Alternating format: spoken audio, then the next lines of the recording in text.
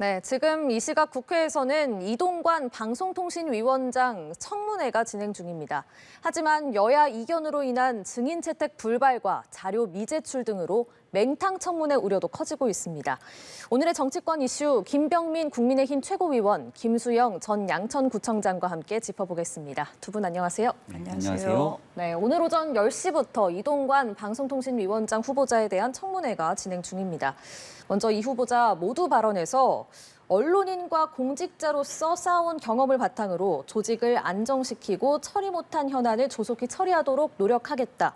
또 공영방송에 걸맞은 투명성과 객관성을 확보해서 더 큰 사회적 책임을 다할 수 있도록 지원하겠다. 이렇게 얘기를 했거든요. 먼저 이동관 후보자의 모두 발언 어떻게 들으셨는지 두 분께 모두 여쭙겠습니다. 먼저 김병민 최고위원부터 말씀해 주시죠. 네, 미디어 환경의 변화에 따라서 대한민국 방송이 변해 나가야 될 길, 여기 역할하겠다는 뜻을 시종일관 얘기해 왔었죠. 오늘도 마찬가지 모두 발언에서 방송통신위원장이 되면 해야 될 일들에 대한 언급들이 있었습니다. 민주당 입장에서는 이제 방송 장악이라든지 언론의 정치적 중립 등에 대한 문제를 들면서 시종일관 이동관 후보자에 대한 문제를 제기해 왔습니다만 지난날 문재인 정부 5년 동안 있었던 언론 환경들을 생각해 보게 된다면 여기에 대해서 과연 정치적 중립을 기반으로 하는 언론의 공정성을 얘기할 수 있는 민주당 의원이 몇이나 될까? 아마 이런 문제제기가 있을 수도 있을 겁니다. 더 중요한 건 도덕성 문제와 더불어서 이동관 후보자가 어떤 방식의 전문성을 바탕으로 이 미디어의 변화를 끌고 갈지에 대한 조금 더 깊이 있는 질문들이 나왔으면 좋았을 텐데 그런 내용들은 아쉽게도 정치적 공방들만 오가면서 끝났던 오전의 청문회가 아닌가 싶습니다. 예. 김수영 전 구청장께서는 어떻게 들으셨습니까? 네, 모두 발언에서 언론인과 또 공직자로서의 경험을 살려서 조직을 안정시키겠다라고 하는 말씀이 아마 민주당 지지자나 또 제 입장에서 보면은 이명박 정부 때 해왔던 방송 장악 그리고 언론 장악 그 능력을 마음껏 보여주겠다. 그리고 또 이제는 방송이 공영방송만이 아니라 디지털 미디어 시대로 돌아오면서 여러 가지 포털 뉴스에 대해서도 또 미래 세대의 언론을 더 장악해 나가겠다. 포털 뉴스가 굉장히 많아졌습니다. 그리고 이제는 공영방송보다는 젊은 세대에게는 또 포털 뉴스라든지 디지털 미디어 환경이 더 익숙해 있기 때문에 거기까지도 더 확장해 나가겠다. 방송 장악을 더 잘할 수 있다라는 소리로 들려집니다. 예, 이렇게 모두 발언으로 청문회가 시작이 됐는데 오늘 청문회 참 여러 의혹들이 불거지면서 쟁점도 많았거든요. 어떤 쟁점이 핵심이라고 보세요? 민주당에서는 가장 이동관 후보자 처음에 내정 소식이 전해졌을 때부터 가장 우선적으로 제기했던 게 바로 자녀에 대한 학교 폭력 의혹이었습니다. 이 일에 대해서 수차례 문제 제기를 해왔습니다만 정작 피해자라고 지목됐던 해당 청년이 더 이상 나를 피해자로 부르지 않았으면 좋겠다 등에 대한 언급들이 있었고 추가적으로 이동관 후보자가 어떤 방식의 문제를 쭉 제기해 왔는지에 대해서 더 이번 청문회를 통해서 발전시키지는 못했던 상황이 아닌가 싶습니다. 통상적인 청문회라면 도덕성에 대한 검증과 함께 전문성에 대한 검증 두 가지를 함께 맞물려 돌아갈 텐데요. 자녀 학폭 문제에 대한 명확한 추가적인 의혹 제기들이 좀 부족했던 것 같고 그 다음 나왔던 게 이제 증여 또 여기에 대한 세금에 관한 문제들도 제기를 했습니다만 이동관 후보자가 해명하고 있는 내용 이상으로 이른바 청문회가 있을 때 한방 도저히 이 사람의 도덕성으로 이 직을 수행할 자격이 없다라는 방식으로 몰아가는 데는 한계가 있었던 상황이라고 생각합니다. 예, 자녀 학폭 의혹 말씀을 또 하셨는데 핵심 쟁점 뭐라고 보십니까? 자녀의 학폭 문제에 대해서 최근에 그 교사도 증언을 했습니다. 그 당시에 전혀 화해를 하거나 또 학폭위원회 이런 것들이 열리지 않았었다. 그리고 또 학교폭력의 성격상 사실 그 피해자 입장에서 보면 이런 것들이 공개적으로 외부에 또 알려지고 이런 것들을 부모나 특히 이제 하나과 같이 공부 잘하고 또 대학 입시를 중요시하는 그런 학교 환경에서는 이런 것들을 공개적으로 이렇게 보여지기를 좀 꺼려하는 분위기도 있을 겁니다. 저는 그런 것들을 자꾸 이용을 해서 이동관 후보자가 타화했으니까 문제없다. 이제는 다 끝났다라고 얘기하는 것이 과연 도덕적으로 옳은가라는 생각이 들고요. 그 문제에 대해서도 지금 이것을 피해자 한 명만이 아니라 다른 분들도 사실 그 과거에 그 암담했던 그런 상황들을 또 지금 나와서 공개적으로 또 나와서 얼굴을 밝혀가면서 한다는 것이 어렵다라는 것을 이용하는 거 아닌가라는 생각이 듭니다. 예. 이미 그 당시에 교사도 증언한 만큼 학폭에 대한 그 도덕적인 사과라도 해야 되는 것이 저는 도리다라는 생각이 듭니다. 네. 두 분이 말씀하신 쟁점들 오늘 청문회에서 다뤄졌고 이제 하나하나씩 좀 살펴보도록 하겠습니다. 자, 먼저 이 방송통신위원장으로서 가장 치명적일 수도 있는 언론 장악 시도 의혹입니다. 이게 민주당 쪽에서는 이 후보자가 MB 정부 때 홍보수석실과 대변인실을 거치면서 이제 작성을 지시한 그런 문건들을 이 언론 장악 시도 근거로 들고 있거든요. 네. 예. 작성을 시도했다고 얘기를 하고 있습니다만 이동관 후보자는 여기에 대해서 분명하게 부인하고 있는 상황이라고 볼 수 있을 것 같습니다. 그러니까 결국은 이명박 정부에서 나타났던 언론 장악의 시도가 있었기 때문에 그 내용들을 근거를 바탕으로 삼아서 언론 장악이 기술자다. 그래서 이제 방통위원장이 되고 나면 추가적인 이 윤석열 정부에서 언론 장악 등에 대한 시도가 있을 거다라고 주장하는 게 민주당이 시종일관 얘기하고 있는 일들입니다. 하지만 거기에 대한 명확한 근거 자료들에 대해서 구체적인 사항들에 대한 언급들이 상당히 객관적인 설명이 좀 떨어진다 이렇게 말씀드릴 수가 있고요. 바로 직전까지 정권을 담당했던 문재인 정부에서 임명한 한상혁 방송통신위원장이 임기를 다 채우지 못했습니다. 관련자들이 종편, 재승인 평가에 대한 이 내용들을 조작했다는 내용들 때문에 결국은 구속, 또 수사와 재판을 받게 되는 상황이 이르렀는데요. 실질적인 언론 장악이라고 한다면 이런 위법적인 행동들을 동원해서 대한민국 이 민주주의, 법치주의 사회에서의 기본 질서를 무너뜨린 일들이 이 실질적인 언론 장악에 해당한다 이렇게 말할 수 있을 겁니다. 근데 이런 내용들에 비추어 봤을 때 지금 이동관 후보자가 갖고 있는 지난날 이명박 정부 때 담았던 그 당시에 나타났다 했던 문건이라든지 예. 추정되고 있는 일들만 가지고 주장하기에는 오히려 논리적 근거가 떨어질 뿐더러 본인들의 지난 5년 정권에서의 이 언론을 대했던 민낯들이 오히려 이 청문회 과정을 통해서 더 드러날 수밖에 없는 상황이라고 생각합니다. 이 후보자는 이 문건을 지시한 적도 없고 본 적도 없다 이런 입장인데 어떻게 보세요? 예, 정말 저는 너무 뻔뻔한 거 아닌가라는 생각이 듭니다. 뭐 문건을 본 적도 없고 그것을 기록하거나 보고서를 본 적이 없다라고 하는데 홍보수석 대변인을 지나서 실무자들이 그럼 도대체 누구에게 보고를 했다는 겁니까? 그 문건이 누구한테 보고하기 위해서 문건이 작성됐다는 것인지 저는 이동관 후보자가 오늘 하루만 견디고 지나가면 된다라는 태도로 일관하는 그런 모습을 보면서 굉장히 참 자괴감을 느낍니다. 이 방송 장악에 대한 것은 문건만이 아니라 굉장히 좀 시간이 좀 지나긴 했지만 당시에 이명박 정부 때 KBS에 사법경찰들이 난입하고 이런 것들을 그 당시에 기자들, 국민들이 다 봤던 영상들도 있습니다.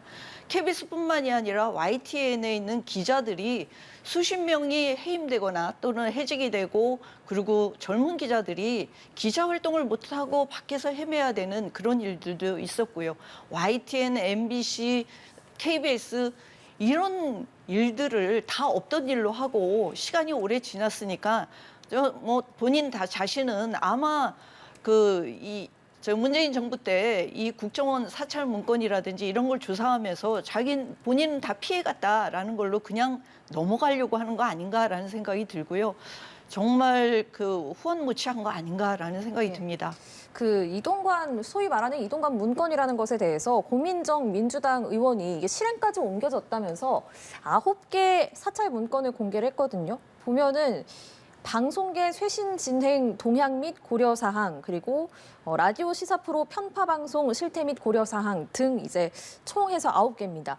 이 민주당 주장대로 그러면 언론 장악 시도에 좀 근거가 될 수 있을까요? 그렇죠. 뭐 증거를 대라고 하는데 10여 년 전 오래된 일입니다. 그럼 그 당시에 어디다 녹음을 해놓은 걸 찾을 수 있겠습니까?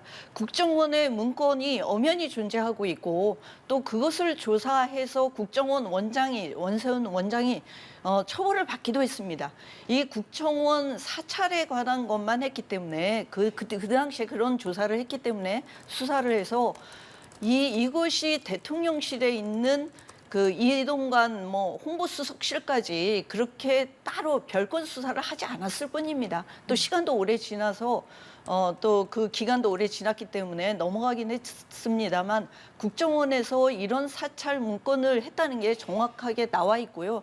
그런 문건들을 보면 인사 관련이라든지 또는 언론에 대한 어떤 인사 또 뭐 그 심지어는 그 정부 입맛에 맞지 않은 앵커나 또는 기자들은 교체해 줄 것까지 요구했던 그런 사실들도 드러나기 시작을 했습니다.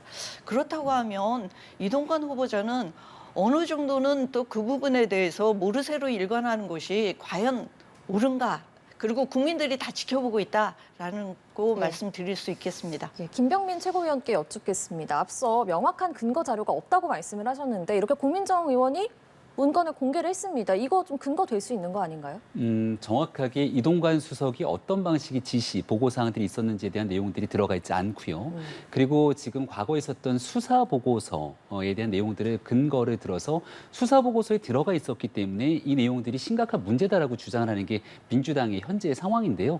그런 방식의 주장을 지금 이재명 대표의 상황에 그대로 빗대서 얘기를 하기 시작한다면 이재명 대표는 재판을 하던 이유가 없는 겁니다. 아예 기소할 이유도 없는 거겠죠. 기소가 되지도 않았던 수사 상황에 대한 일부 보고서에 나왔다고 하는 문건들을 바탕으로 이렇게 엄청난 문제가 있다고 주장을 하게 된다면 지금 사법 리스크로 말미암은 사람들의 얘기들 그리고 돈봉투 사건으로 인해서 일부 사람들은 구속까지 돼 있는 상태들 여기에 대해서 민주당은 도대체 뭐라고 설명할 겁니까? 여기에 대한 어떤 방식의 자료들이 확보가 됐고 또 그 문건들을 근거로 실질적인 이동관 당시 수석에게 연결돼 있는 연결고리들을 입증하지 못하고 있는 상황이거든요. 지난날에 다 기억하시겠습니다만 문재인 정부 출범하고 나서 적폐청산이라고 하는 미명 아래 이명박 정부, 박근혜 정부에 대한 대대적인 수사들이 있었습니다. 상당히 많은 사람들이 직권 남용 등에 대한 혐의를 바탕으로 구속이 되고 중범죄로 처벌이 된 적이 있었죠. 여기에 관련된 문제들이 있었더라면 굳이 이동관 수석을 피해갈 하등의 이유가 없었기 때문에 별건 수사 등을 빌리지 않고서라도 문제가 있는 내용들에 대한 처벌이 이루어졌을 겁니다. 하지만 기소조차 되지 않았던 과거의 일들을 일부 수사 보고서에 나와 있는 문건만을 바탕으로 주장하고 이런 내용 때문에 문제라고 얘기를 한다면 이재명 대표를 대상으로 하고 있는 혹은 자당 의원들에 대한 수사 상황에 대해서 과연 민주당이 뭐라고 얘기할 것인지 객관적인 형평성을 가졌으면 좋겠습니다. 예. 자, 저는 말씀하시겠어요? 예. 그 오늘 청문회 하면서 그 홍보수석실에 국정원의 그 직원이 상주하고 있었다는 겁니다. 또 그거를 이동관 홍보수석이 알고 있었다는 거예요. 근데 뭐 누군지는 모르겠지만 70명, 80명 정도 되는 홍보수석실의 직원들을 다 기억할 수는 없다라고 하지만 국정원의 직원이 거기에 상주하면서 실제로 사찰했던 내용들을 보고하기도 하고 했을 텐데 그랬으니까 그런 문건도 있었겠죠. 그리고 그런 문건이 지금에 와서 이제 밝혀지고 오는데 그걸 보고받은 적도 지시한 적도 그리고 그 내용을 본 적도 없다. 그럼 도대체 이동관 홍보수석은 홍보수석실에서 무슨 일을 했느냐라고 물어봤더니 대통령을 따라다니고 대통령의 뭐 기자회견이라든지 이런 것들을 지원하고 또 기자들 만나고 했다라고 하는데 그게 홍보수석의 그 고유의 일인가라는 거에 대해서 의문을 갖지 않을 수가 없고요. 뭐 대통령을 보좌하는 일도 있겠지만 이렇게 국정 사찰을 통해서 좌편향 뭐 보도하는 그런 기자와 언론인들을 색출해내고 또 그것을 인사에까지 영향을 미쳤다는 거에 대해서 국민들이 봤을 때 정말 방송의 객관성, 공정성 그리고 그런 것들을 좀 지켜낼 수 있는 방통위원장인가라는 거에 대해서 국민들이 판단하실 거라고 생각을 합니다. 예. 어떤 말씀 주시겠어요? 오늘 오전에 있었던 청문회 말씀을 주시는 것 같은데요. 수십 명의 행정관들이 있었던 상황이기 때문에 한 명 한 명 어떤 역할을 했는지를 모두를 다 면밀히 챙기기는 어려웠다. 그리고 대변인 역할하면서 사실상 홍보수석 역할까지 겸임하고 있었기 때문에 실질적인 이 현장에서의 활동들로 안에 있는 사람들과 이 모든 일들을 면밀하게 알 수 없었다는 주장을 펼치고 있습니다. 제가 앞서도 이재명 대표에 관한 얘기를 다시 한번 드렸는데요. 이재명 대표 같은 경우는 본인의 가장 가까운 측근으로 알려진 정진상 실장, 김용 부원장들이 줄줄이 구속되고 또 이화영 부지사가 구속되더라도 나와는 아무 관계가 없는 일이라고 모든 것들을 끌어내고 있는 게 현재 현실과 상황 아닙니까? 그 당시에 수석으로 대변인으로 재직했던 일만으로 그 안에서 일어났던 일들에 대한 총체적인 책임을 져라 그러면 이미 이재명 대표를 비롯한 이 민주당 내에 있었던 부도덕한 정치인들에 대해서 뭐라고 얘기를 하겠습니까? 물론 문제를 삼을 수도 있습니다. 문제를 삼기 위해서라면 정확하게 어떤 근거를 바탕으로 이동관 후보자가 같이 연결이 돼 있는지에 대한 최소한의 근거 아니면 증언 여기에 대한 합리적인 객관적인 논거들이 뒷받침돼야 되는데 적어도 그런 일들이 현재까지는 받침이 되고 있지는 않다고 생각합니다. 예, 문건과 관련해서 이 내용도 짚어보겠습니다. 김규현 국정원장이요, 어제 국회 정보위에 출석해서 이른바 이동관 문건을 본 적도 없고 추가 보고나 조사도 없었다 이렇게 얘기를 했습니다. 그런데 앞서 박지원 전 국정원장은 자신이 직접 해당 문건을 봤다 이렇게 주장을 했거든요. 이렇게 말이 다른데 누구 말을 믿어야 됩니까? 박지원 국정원장은 과거 국정원으로 있었던 시기의 내용들에 대해서 밖에 나와서 언급하는 일이 현실적으로 위법한 일이라는 걸 아마 잘 알고 있을 거라고 생각합니다. 그리고 박지원 국정원장 같은 경우는 실질적으로 정치인이고 또 정치적인 성향을 바탕으로 언급하고 있기 때문에 그 내용들에 대한 객관적인 상황에 대한 평가는 쉽지는 않을 거라고 생각하고요. 그러니까 이 문건에 관련된 내용 속에서 가장 정확하게 판단될 수 있는 사람들의 다른 증언들이 쏟아지고 있는 것 아니겠습니까? 그러니까 민주당이 이번 청문회를 준비하면서 상당히 많은 자료들을 축적하고 여러 관계자들을 만났을 거라고 생각하는데 저는 오늘 오전 청문회를 지켜보면서 이 정도 준비 상황을 가지고 이동관 후보자 낙마하려고 한 2달 넘는 기간 동안 그렇게 목소리를 높였던 것인가라는 생각이 들었습니다. 통상 저희가 청문회가 끝나고 나면 이번 청문회에서 한 방이 있었는가 이런 방식의 얘기들을 여야를 가리지 않고 어느 정부나 함께 해왔습니다. 그러니까 장관 후보자에 대한 이 방통위원장에 대한 낙마를 할 정도의 심각한 상황들을 입증하기 위해서 기존에 나왔던 언론 보도 외에 추가적인 내용들이 없는 만큼 지금 민주당도 이동관 후보자에 대한 이른바 한 건을 크게 잡지는 못한 상황처럼 보입니다. 예, 이렇게 전현직 국정원장의 말이 갈리는 상황 같은 질문 드리겠습니다. 예, 한 번은 봤다고 하는데 한 번은 보지 않았다고 합니다. 참 그럼 도대체 그 문건은 어디에서 지금 실제로 고민정 의원이 또 밝혀서 보여주고도 있습니다. 그럼 그 김기현 국정원장은 그 임무를 제대로 했는지 저는 의심할 수밖에 없습니다. 국정원이라고 하는 데는 국가의 최고의 정보들이 다 모이는 곳입니다. 그리고 또 기존에 있었던 정부의 문건들도 다 축적이 되어 있을 겁니다. 그것도 보지 않고 어떻게 임무를 수행한다는 건지 그것도 이해할 수가 없고요. 지금 이 내용들이 이 청문회 오늘 하루만 견디면 된다라고 모르쇠로 일관을 하고 있는데 2달 동안에 여러 가지 그 혐의들, 여러 가지 좀 방송 장악에 대한 거, 학폭 문제, 부인의 청탁 문제, 재산 문제에 이르기까지 한두 가지가 아닙니다. 여러 가지가 워낙 많다 보니까 이게 이제 백화점식으로 나열이 돼서 어떤 것이 딱 보이지 않았을 뿐이지. 근데 학폭 문제만 해도 2달 전에 가장 먼저 나왔던 것이 학폭 문제였습니다. 예. 근데 그게 이제 2달 동안에 이제 하도 이제 여론에서 이제 부정적으로 있고 또 같은 얘기를 많이 듣다 보면 좀 무뎌지는 것도 있을 겁니다.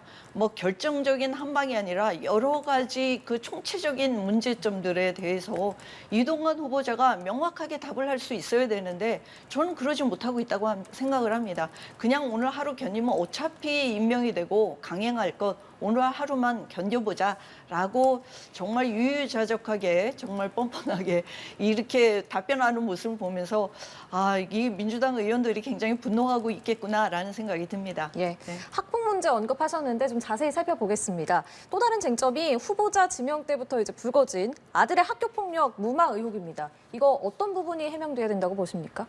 지금 나온 이 학교 폭력이라고 하는 내용에 대해서 일단 피해를 받았다는 그 당시 학생들이 있는 건데 그 해당 학생 스스로 지금 청년이 돼 있지 않습니까?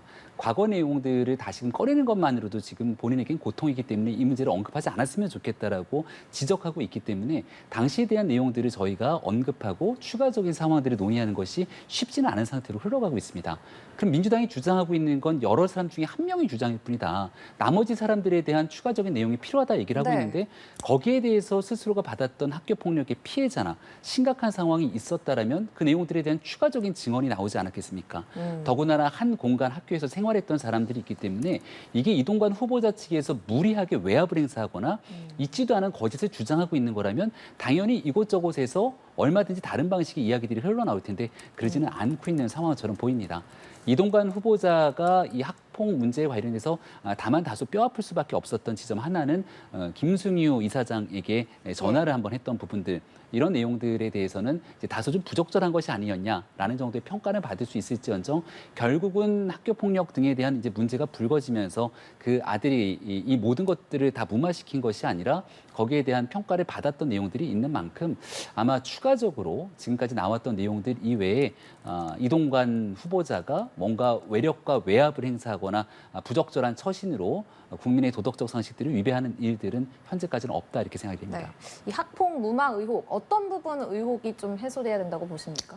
가장 큰 거는 하나고 이사장에게 전화를 했다는 것이죠. 어떤 학부모가 학교 안에서의 문제나 이런 걸 가지고 우선적으로는 담임교사에게 또는 그 학교의 상담교사에게 문의하는 거고 정황을 살펴보는 것이 우선이지 하나고의 이사장, 교장 선생님도 아니고 이사장에게 전화해서 네. 뭐 전학 조치라든지 이런 것들을 저는 청탁을 했다고 보여집니다.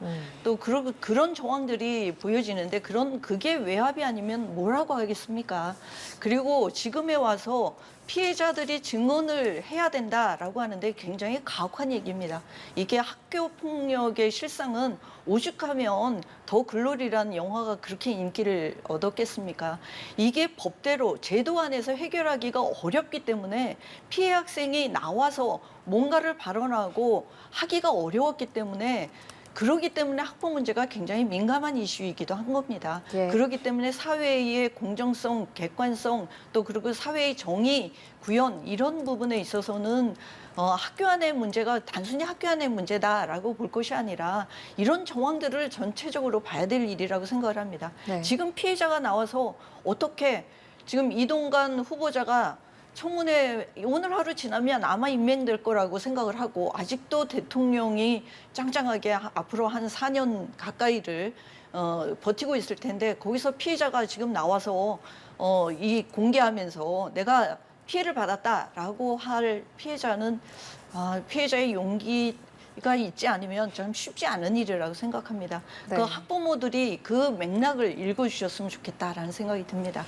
예, 두 분 모두 그 이 후보자가 직접 하나고 이사장에게 전화를 건 점을 좀 핵심 쟁점으로 찝어주신 것 같은데 더 구체적으로 좀 여쭙겠습니다. 이 후보자가 당시 하나고에 알던 인사는 김승유 이사장이 유일해서 상황 파악을 위해서 전화를 했다. 그리고 당시에 퇴직 상태라서 영향력을 행사할 입장도 아니었다. 이렇게 주장을 하거든요. 이 주장에 대해서는 어떤 말씀 주시겠어요? 본인이 퇴직한 거는 선거에 출마하기 위해서 퇴직한 거예요. 그래서 그 선거에 출마하기 위해서 아마 선거운동을 하고 있었을 겁니다.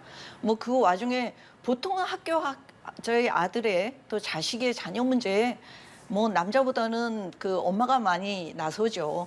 엄마가 선생님이나 또는 이제 그 교장 선생님도 만났을 거고 또 그런 과정에서 외압의 필요성이 있지 않으면 도저히 이 학교에서 시험까지 치르고 끝나지 않을 것 같다라고 하기 때문에 전학으로 또 조치를 취하게 하기 위해서 외압을 행사하려고 한 거 아닌가라는 생각이 듭니다. 그래서 이 아버지인 이동관 후보자까지 나서서 하나고 이사장에게 전화 한 통화로 또 이렇게 해결할 수 있다는 그런 선례를 좀 보여준 거 아니겠습니까? 이런 부모가 있지 않으면 이게 가능한 일입니까? 학폭위도 열리지 않고 그 아들은 명문대에 가서 잘 하고 있고 이런 부당한 모습을 청년들이 또 우리 학생들이 보고 있다면 참 부끄러운 일이다라는 생각이 듭니다. 네, 어떤 네. 의견 갖고 계세요? 청자님께서 더 글로리 드라마를 언급하면서 정말 끔찍한 학교 폭력에 대한 내용들을 이 문제랑 같이 연결짓게 되는데요. 정확하게 다시금 말씀드립니다만 피해자라고 민주당에서 주장하고 있는 그 청년이 썼던 절절한 글에 대해서 한 번쯤 다시금 살펴보시기를 당부드립니다. 통상적인 이 학교 폭력과 관련돼 있는 학폭의 피해 사건이었다면 그런 글들을 쓰기가 매우 어려웠을 겁니다. 그런 일들 속에서 그 당시 청년들 간의 여러 가지 이해관계들이 있었던 것으로 보이기 때문에 그 뒤로 추가적인 문제 제기들이 없다라고 말씀을 드리는 것이고요. 여기에 대해서 만약 그 이상으로 잘못돼 있는 일들이 우리가 알고 있는 드라마나 정말 통상적인 학교 폭력처럼 심각한 문제가 불거지게 됐다면 용서받을 수 없는 범죄 행위라고 생각합니다. 하지만 그렇지 않다는 청년의 주장들이 있는 것이고 여기에 대해서 추가적인 내용들이 없는 상태 상태를 그저 민주당이 학교 폭력이 아주 잔혹한 피해가 있을 거야라고 단정적으로 주장하는 것 또한 이동관 후보자에 대한 정치 공세를 끌어내기 위해서 또 다른 청년에게 피해를 주고 있는 상황이다 말씀을 드리고요. 결국은 전학 조치가 이뤄지는 일련의 상황들이 또 존재했던 것이고 예. 그 과정에서 본인이 이제 알고 있었다고 얘기하고 있는 이사장과의 일부 통화가 있었던 것인데 여기에 대해서는 적절치는 않은 상황이다라고 다시 말씀드립니다. 네. 적절치는 않은 상황이다 이렇게 말씀을 해주셨고 피해자 편지 말씀을 하셨는데 말씀하신 것처럼 피해자가 화해했다. 나를 더 이상 피해자로 부르지 말아달라 이렇게 얘기를 했고 이 후보자도 마찬가지로 화해했다는 입장입니다. 하지만 최근에 언론 보도를 보면요. 당시에 상담 교사가 이 후보자가 화해했다고 주장하는 1학년이 아닌 2학년 때에도 학폭이 있었고 당시에 피해자들은 처벌을 바란다는 학폭 진술서를 작성했다 이렇게 주장을 했거든요. 네, 교사에 대한 말씀? 예. 정치적 중립 문제가 오늘 청문회 과정에서도 내내 불거져서 나왔습니다. 이 관련된 지금 상담교사 한 명에 대한 주장 말고 추가적으로 그 상담교사가 내용들을 전체를 다 목격하거나 상황들을 알고 있는 상황은 아닐 거라고 생각을 합니다.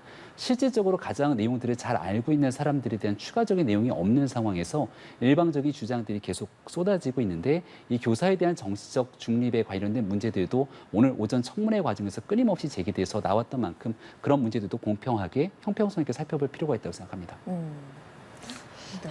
저는 저 상담 교사가 참 이런 문제를 오랫동안 교사를 하고 상담을 하면서 느꼈던 이런 학폭 문제의 그 뒷면 그리고 또 오히려 가해자가 당당하고 피해자는 주눅들 수밖에 없는 그런 상황들. 그래서 이거를 선생님이 문제 제기도 하고 그 학교에서 좀 해결해 주기를 관리자에게 요청도 하고 했는데도 이것이 무마되는 이런 상황 속에서 굉장히 좌절감과 절망감을 느꼈을 거라고 생각을 합니다. 그동안에 어떻게도 못하고 정말 혼자서 어떻게 할 수 없는 이런 상황에서 이번에 최근에 실제로 이제 증언을 했습니다.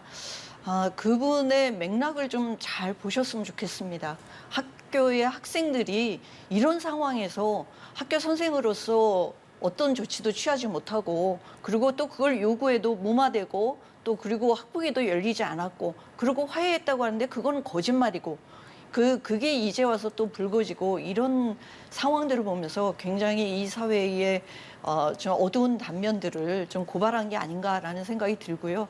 또 이런 부분에 대해서 다 화해했으니까 문제 삼지 마라라고 하는 거는 정말 뻔뻔한 태도다. 이동관 후보자는 사죄부터 해야 되고 아들을 제대로 자녀를 제대로 가르치지 못한 부모의 탓을 먼저 해야 되지 않을까라는 생각이 듭니다. 네. 당사자 간에 화해를 했다 그러는데 이 내용들을 거짓말로 규정하고 얘기하는 건 상식적으로 좀 납득이 안 되는 것 아닙니까?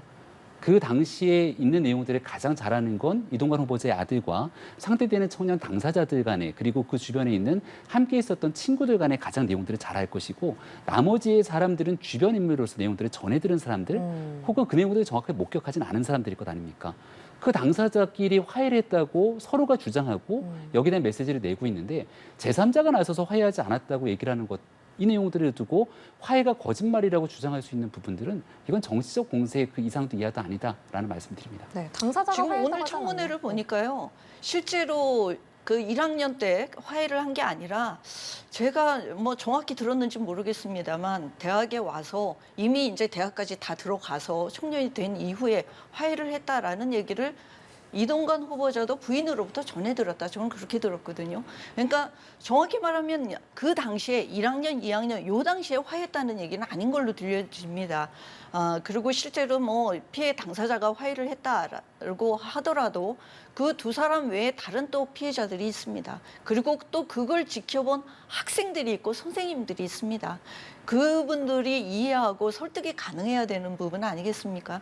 근데 지금 그렇지 않다는 얘기죠. 둘만 화해하고 됐으니 근데 그게 한 사람에 대한 어떤 지속적인 학폭이 아니라 전반적으로 여러 학생들에 대해서 그렇게 하는 흔적들이 있었기 때문에 전학 조치까지 이루어지지 않았겠습니까? 그 맥락을 봐야 된다. 네. 이렇게 생각합니다. 네. 또 이동관 후보자가 청와대 홍보수석 재직하던 2010년에 이 후보자의 배우자가 인사청탁을 받았다는 의혹도 불거졌습니다. 이거는 이 사안은 뭐가 관건이라고 보세요? 인사청탁과 함께 여기에 대한 금품이 제공된 것으로 보이는데 나중에 확인해 보니까 여기에 돈이 있었던 걸 알고 이 돈을 돌려주고 민정수석실에 신고를 했다는 것이겠죠. 관련된 내용과 절차에 따라 진행했으면 아무런 문제될 게 없는 상황이겠죠. 오히려 이러한 내용의 인사청탁을 받고 금품을 수수하고서도 그 내용들을 쉬쉬하고 감추려 했다면 심각한 문제가 될 수 있는 일일 겁니다. 관련된 내용들이 도대체 뭐가 문제가 되는 건지 잘 이해가 안 되고요.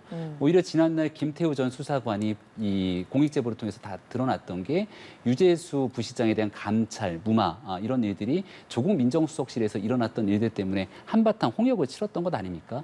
그 정도로 뭐가 범죄가 있고 그 범죄를 비호하기 위해서 부당한 외압과 권력 행사를 했다면 심각한 문제일 텐데 이렇게 나타났던 누군가의 청탁에 대한 부분들을 바탕으로 돈을 신고하고 민정수석실에다가 이 내용들이 문제가 있다고 얘기를 해서 정리가 됐던 일이기 때문에 이건 뭐 특별하게 어떤 내용들을 문제 삼는 것인지 잘 이해가 되지는 않습니다. 예. 근데 청탁을 다 한 그 당사자가 대통령 행사에서 또 다른 행사에서 나타났다는 거 아닙니까? 그리고 실제로 이 신고를 하고 그 신고를 했을 때도 바로 다음 날 했다라고 하는데 저는 이 시점이 좀 다른 게 아닌가라는 생각이 듭니다. 아무래도 이제 청탁을 한 당사자가 실제로 또 취업도 되고 또 실제로 일하고 있고 이제 이런 것들 보면서 여러 가지 그 인과관계에 의심을 받을 정황들이 있기 때문에 빨리 돌려줘라. 이렇게 해서 나중에서야 돌려준 거 아닌가라는 생각이 듭니다. 근데 바로 다음 날 신고도 하고 했다라고 하는 걸로 그냥 무마하고 넘어가려고 하는 것 같은데 그 내역도 달라고 했는데 뭐 자료도 없다. 시간이 오래 지나서 없다라고 하기 때문에 네. 그 증거나 증빙을 하기는 좀 어려운 상황이 아닐까라는 생각이 듭니다. 네, 자 이렇게 이동관 후보자에 대한 청문회 쟁점들을 쭉 짚어봤는데요. 일각에서는 결국 오늘 청문회 결과와 상관없이 윤 대통령이 임명을 강행할 것이다 이런 관측들이 나오고 있거든요. 어떻게 임명 강행할 거라고 보십니까? 임명을 강행할 것 같습니다. 출국하기 전에 방송심의위원장 또 방송심의 또 이사까지 다 이제 그 해임을 하고 해촉하고 뭐 이런 상황이 있었기 때문에 이제 굉장히 빠른 속도로 진행을 할 것 같다라는 생각이 들고요. 국민들에게는 이런 상황들을 오래오래 또 기억하고 또 그리고 이것을 또 심판해야 될 일만 남았지 않았나라는 생각이 듭니다. 바라기는 대통령이 빨리 철회하는 것이 내년 총선을 위해서도 또 필요한 일이 아닐까라는 생각이 듭니다. 빨리 철회를 해야 된다. 예. 저는 오셔서 예. 지금 여론이 악화된 상황을 봐야 되지 않겠느냐. 뭐 이미 2달 동안에 뭐 여러 가지 검증은 있었습니다만 그럼에도 불구하고 지금 한 길로 가고 있는 모습인데 국민들이 다 지켜보고 있다라는 예. 말씀 드리고 싶습니다. 임명을 강행할 것이고 상당히 좀 부정적으로 보고 계십니다. 네, 민주당이 주장하고 있는 것처럼 진짜 언론 장악을 위한 굉장히 무리한 행동들을 하게 될지는 이후의 상황들을 좀 지켜보면 되겠죠. 지난 문재인 정부 5년 동안 실질적인 방송 환경에 대한 공정성이 완전히 무너지고 지난 미디어 환경이 퇴보됐다는 평가들이 많은 만큼 그런 일들을 반복하지 않겠다는 이동관 후보자의 기존에 있었던 철학들이 잘 지켜질 거라 생각하고요. 실질적인 법적인 위법적인 문제가 있다면 대통령이 임명을 하더라도 그 후에 문제가 돼서 결국 처리가 됐던 일들이 있습니다. 바로 대표적인 케이스가 조국 전 장관 임명하고 난 다음에 청문회 수탁 문제가 불거졌지만 35일 만에 스스로 낙마된 예가 있는데요. 그 정도의 위법 사항이 나오게 된다면 당연히 임명하지 않겠죠. 하지만 오늘 청문회에서 그 정도의 문제가 제기되지 않는다면 방송 환경에 대한 또 방송통신위원장으로서의 행보를 위한 대통령 인사권은 행사될 것으로 보입니다. 네, 알겠습니다. 자, 지금까지 김병민 국민의힘 최고위원, 김수영 전 양천구청장 두 분과 함께 정치권 이슈 짚어봤습니다. 고맙습니다. 네.